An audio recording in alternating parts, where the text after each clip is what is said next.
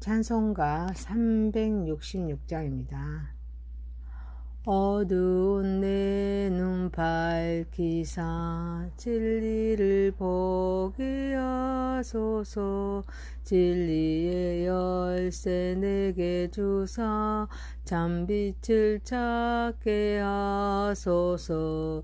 기쁘신 뜻을 알고자 엎드려 기다리오니 내 눈을 뜨게 하소서.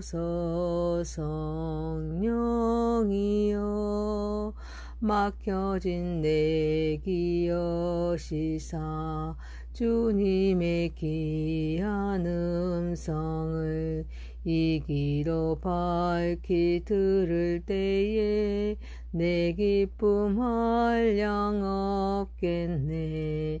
기쁘신 뜻을 알고자 엎드려 기다리오니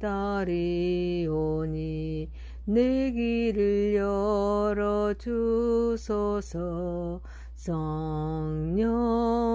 성령이여 봉해진 내 입 여시사 복음을 널리 전하고 차가운 내 맘 노려주사 사랑을 알게 하소서.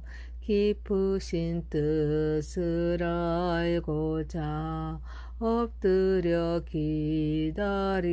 기다리오니 내 입을 열어주소서. 성령이여.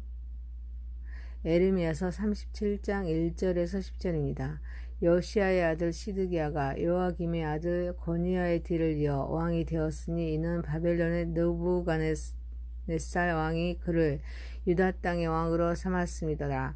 그와 그의 신하와 그의 땅 백성이 여호와께서 선지자 에레미야에게 하신 말씀을 듣지 아니하니라. 시드기야 왕이 셀레마의 아들 여우갈과 마아세야의 아들 제사장 스바냐를 선지자 에레미야에게 보내 청하되 너는 우리를 위하여 우리 하나님 여호와께 기도하라 하였으니 그때 에레미야가 갇히지 아니하였으므로 백성 가운데 출입하는 중이었더라. 바로의 군대가 애굽에서 나오매 예루살렘을 에워쌌던 갈대아인이 그 소문을 듣고 예루살렘에서 떠났더라. 여호와의 말씀이 선지자 에레미야에게 임하여 이르시되 이스라엘의 하나님 여호와께서 이와 같이 말씀하시니라. 너희를 보내어 내게 구하게 한 유다의 왕에게 아뢰라. 너희를 도우려고 나왔던 바로의 군대는 자기 땅 애굽으로 돌아가겠고 갈대아인이 다시 와서 이 성을 쳐서 빼앗아 불사르리라.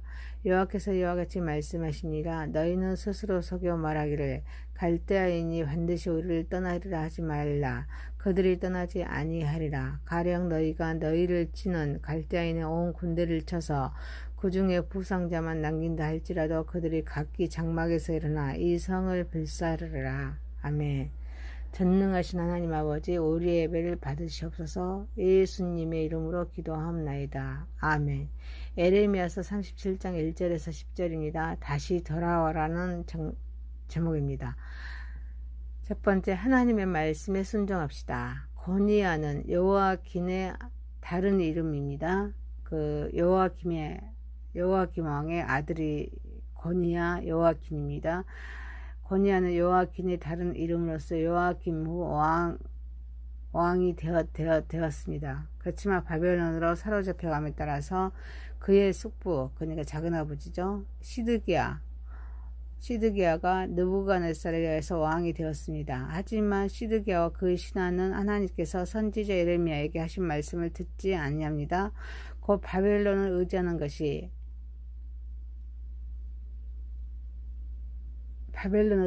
아니라 바벨론에 반역하기를 꾀합니다. 에레미야가 40년 가까이 하나님의 심판을 수용하라고 끊임없이 외쳤지만 유다 왕과 백성은 끝내 말씀을 받아들이지 않습니다. 시드기야는 에레미야로부터 바벨론을 적대치 말라는 하나님의 말씀을 들었고 자기는 느부갓네살에 의해 유다 왕으로 옹립되었기에 바벨론에 대항해서는 안 되었습니다. 그런데도 시드기야는 친일국 동맹국들과 동맹을 맺고 또 바벨론의 그런 적대적인 태도를 보입니다. 그 결과 유다는 바벨론의 침공을 받아서 이태로울 지경에 처하게 됩니다. 시드기야의 불순종이 유다의 민족적인 파멸에 봉착하게 된 근원적인 이유가 되고 있습니다. 시드기야 왕의 불순종과 그로 인한 유다의 파멸과 하나님의 말씀 무시하는 것이 얼마나 심각한 결과를 초래할 수 있는지를 잘 보여주고 있습니다. 구원을 계획하신 하나님께서는 순종을 요구하십니다. 하나님의 섭리 가운데 역사를 주관하시기 때문입니다. 우리의 삶도 전적으로 하나님의 뜻에 순종해야 될 점 있습니다. 순종은 억지나 두려움, 자기의 이익을 위한 순종이 아닙니다. 진실한 마음에서 우러나오는 순종해야 될 점 있습니다. 사랑하는 성도 여러분, 내 생각을 십자가에 못 박고 순종하는 삶을 살아가는 저와 여러분이 되시기를 소망합니다. 두 번째입니다. 우리가 하나님의 도구입니다. 시드기야 왕이 여우갈과 스바냐를 에레미야에게 보내서 우리를 위하여 우리 하나님 여호와께 기도하라 라고 부탁합니다. 이는 에레미야가 갇히지 아니하고 백성 가운데 출입하였기 때문입니다. 시드기야 왕의 행동은 하나님의 말씀에 순종하지 않으면서도 어려움에 부닥쳤을 때만 하나님께 도움을 요청하는 모습을 보여줍니다. 이는 하나님을 자신의 필요에 따라 이용하려는 태도로 진정한 신앙과는 거리가 멉니다. 우리는 하나님을 우리의 필요에 따라 이용하는 것이 아니라 항상 하나님의 말씀에 순종하고 그분을 경외해야 될 줄 믿습니다. 구원을 계획하신 하나님은 사람에게 더욱 이용될 도구가 아닙니다. 하나님은 우리의 창조주이십니다. 만물을 주관하신 전능하신 분이십니다. 우리는 그분의 말씀에 순종하고 그분을 경외하는 자세를 가져야 될 줄 믿습니다. 하나님을 우리의 필요에 따라 이용하려는 것은 이교도들의 형태와 다를 바 없습니다. 하나님이 우리의 도구가 아니라 우리가 하나님의 도구인 줄 믿습니다. 사랑하는 성도 여러분, 나의 욕구를 충족시키기 위하여 하나님의 뜻을 분별하여 순종하면서 그의 나라와 의를 구하는 삶을 살아가는 저와 여러분 되시기를 소망합니다. 세 번째입니다. 다시 돌아오다. 바로의 군대가 예루살렘에서 떠납니다. 이때 하나님은 에레미야에게 임하여 말씀하십니다. 너희를 보내어 내게 구하게 한 유다의 왕에게 아뢰라. 너희를 도우려고 나왔던 바로의 군대는 자기 땅 애굽으로 돌아가겠고 갈대아인이 다시 와서 그 이성을 쳐서 빼앗아 불사르라고 말씀하십니다. 또 너희는 스스로 속여서 말하기를 갈대아인이 반드시 우리를 떠나리라 하지 말라. 그들이 떠나지 아니하리라. 가령 너희를 치는 갈대아인의 온 군대를 쳐서 그 중에 부상자만 남긴다고 할지라도 그들이 각기 장막에서 일어나 이 성을 불사르리라고 말씀하십니다. 바벨론이 퇴각한 후에 하나님은 바로의 군대는 후퇴하여서 애굽으로 다시 돌아가고 바벨론의 군대는 예루살렘에 다시 돌아와서 그 성을 불사를 터이니 그 군대가 유대인들을 떠나라고 생각지 말라는 것입니다. 그리고 서로 유대인들이 바벨론 군대를 쳐서 부상자만 남는다고 할지라도 그 부상자들이 예루살렘 성을 불사르라고 말씀하십니다. 곧 예루살렘은 함락된다는 말씀입니다. 하나님의 뜻은 변하지 않습니다. 바벨론의 군대는 아주 떠난 것이 아니라 잠시 떠난 것입니다. 유다가 바벨론에 대항하여 아무리 용감하게 싸워도 함락은 기정사실입니다. 이는 군사력의 문제가 아니라 하나님의 뜻이기 때문입니다. 그런데도 인간은 헛된 망상을 하고 있습니다. 허망한 낙관으로 스스로 자신을 속이고 있습니다.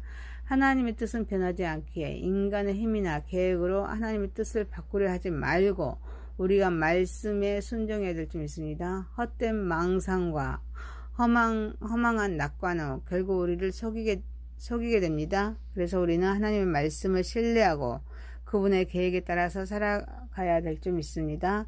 사랑하는 성도 여러분, 우리는 겸손히 하나님의 뜻에 순종하는 삶을 살아가는 저와 여러분이 되시길 소망합니다. 에레미야서 37장 1절에서 10절이었습니다. 다시 돌아오라 라는 제목입니다. 첫 번째, 하나님 말씀에 순종합시다. 두 번째, 우리가 하나님의 도구입니다. 세 번째, 다시 돌아오다. 기도합니다. 전능하신 하나님 아버지, 내 생각을 십자가에 못 박게 하옵소서. 순종하게 하옵소서. 나의 욕구를 충족시키기 위해서 하나님의 뜻을 분별하여서 순종하면서 그의 나라와 의를 구하는 삶을 살아가게 하옵소서. 겸손히 하나님의 뜻에 순종하는 삶을 살아가게 하옵소서. 예수님의 이름으로 기도하옵나이다. 아멘.